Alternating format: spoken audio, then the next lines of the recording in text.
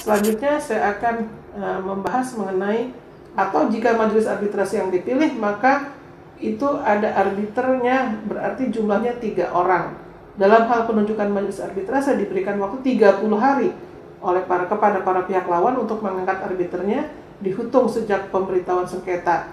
Dan jika dalam waktu 30 hari dari pihak lawan belum juga mengangkat arbiter kedua, maka arbiter yang diangkat oleh pihak pertama akan menjadi arbiter tunggal dan dapat melaksanakan tugasnya secara sah dan putusannya mengikat kedua belah pihak. Oleh karena itu diberikan waktu 30 hari kalau para pihak sepakat ingin menggunakan majelis arbitrase, jumlahnya 3 orang.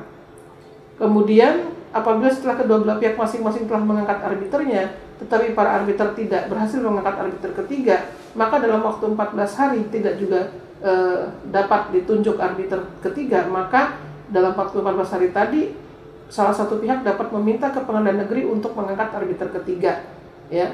Kemudian keempat, apabila tidak ada kesepakatan dalam hal pemilihan arbitrase, ini sering banyak terjadi, ya, tidak dapat disepakati arbiter yang akan ditunjukkan atau yang dimohonkan, maka dapat dimohonkan apabila terjadi deadlock, ya, tidak juga dapat ditentukan pengangkatan arbiternya, maka cara-caranya akan ditentukan berdasarkan Undang-Undang 30 tahun 99 jika terjadi deadlock untuk pemilihan arbitrase. Dalam hal ini salah satu pihak dapat mengajukan masalahnya kepada Ketua Pengadilan Negeri yang berwenang.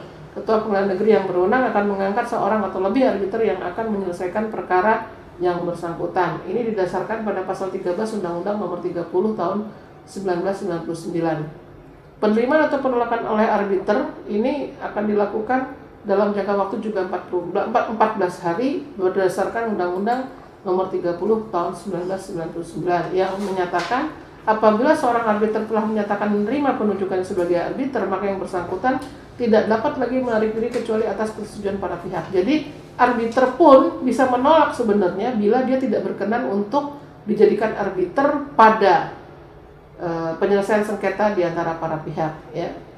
Kemudian adanya kode etik profesi arbiter. Kode etik profesi arbiter ini ada salah satunya di USA, itu ada kode ethics for arbitrators in commercial dispute yang dibuat oleh AAA, American Arbitration Association, bersama-sama dengan American Bar Association tahun 1977. Ini kode etik arbiter. Kode etik ini adalah kewajiban-kewajiban seorang arbiter yang intinya harus menegakkan integritas dan fairness dalam proses penyelesaian sengketa yang dilakukan melalui lembaga arbitrase. Nah, untuk lembaga arbitrase ini ada pakar yang berpendapat dia masuk ke jenis litigasi. Ada juga yang berpendapat non litigasi. Yang berpendapat litigasi karena katanya penyelesaian sengketa dengan lembaga arbitrase ini modelnya sudah mirip dengan penyelesaian sengketa yang menggunakan hakim di dalam proses litigasi. Tapi kalau para pakar yang berpendapat bahwa arbitrase ini adalah salah satu bentuk non litigasi karena di sini sifatnya tidak formal, ya, sifatnya non formal, dan arbiter bertugas konsepnya adalah sebagai wasit atau sebagai referee, ya, tidak seperti hakim. Kalau dalam arbitrase ini arbiter itu akan lebih bersifat pasif dibandingkan hakim di dalam proses putusan penyelesaian sengketa perdata, ya. Nah, perbuatan-perbuatan yang berpotensi keberpihakan para arbiter dilakukan dalam bentuk misalnya adanya hubungan finansial yang tidak dibenarkan, hubungan bisnis, hubungan profesi, hubungan famili, hubungan sosial yang mempunyai kepentingan finansial, kemudian mempunyai kepentingan pribadi, ya. Nah, para arbiter juga tidak boleh mendapat tekanan atau pressure dari pengaruh-pengaruh pihak manapun, antara lain opini publik, ya, kritikan dari para pihak manapun, pengaruh pihak luar lainnya, dan pengaruh kepentingan pribadinya. Nah, tanggung jawab hukum seorang arbiter ini apabila arbiter meninggalkan tugasnya setelah menerima penunjukan sebagai arbiter tanpa persetujuan para pihak atau tanpa ketetapan dari pengadilan negeri, ini juga tidak dibenarkan dan harus dimintai pertanggungjawaban hukum. Kedua, apabila arbiter tidak melaksanakan tugasnya secara profesional, dalam arti tidak melakukan kesalahan dalam menjalankan tugasnya, atau arbiter mempunyai konflik of interest, ya, mempunyai kepentingan. Kemudian apabila arbiter tanpa alasan yang sah tidak memberikan putusan dalam jangka waktu yang telah ditetapkan. Ingat, proses penyelesaian arbitrase ini telah saya sebutkan di awal, dia harus tidak boleh lebih dari 180 hari. Kemudian apabila arbiter menjalankan tugasnya tidak dengan itikat baik.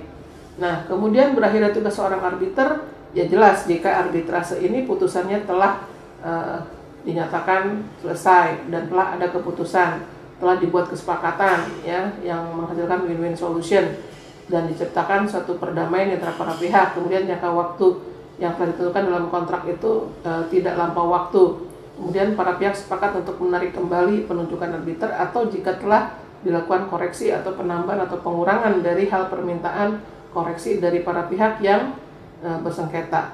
Kemudian menarik diri sampai kepada apabila arbiter meninggal dunia. Nah, itu misi dan kiprah seorang arbiter. Terima kasih, saya akhiri. Wassalamualaikum warahmatullahi wabarakatuh. Selamat siang.